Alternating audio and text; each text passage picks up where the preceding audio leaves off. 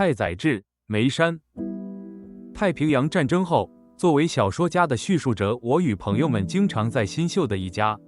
名叫若松屋的饭馆彻夜饮酒。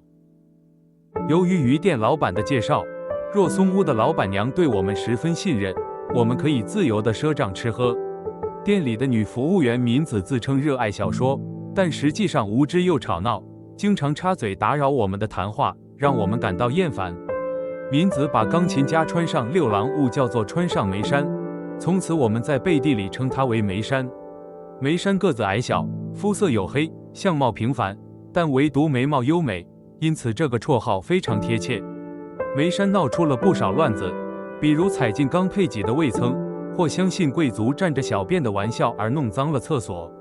我得知梅山买了刊登有自己名字的杂志并阅读时，非常恼火，严厉地对他发了脾气。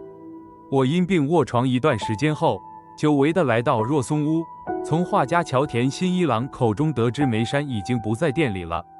我得知梅山其实患有肾结核，由于病情严重，老板娘已经将他送回了静冈老家。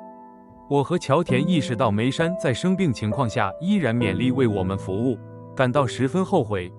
自己以前的態度，並覺得沒有梅山的若松屋再也去不了了。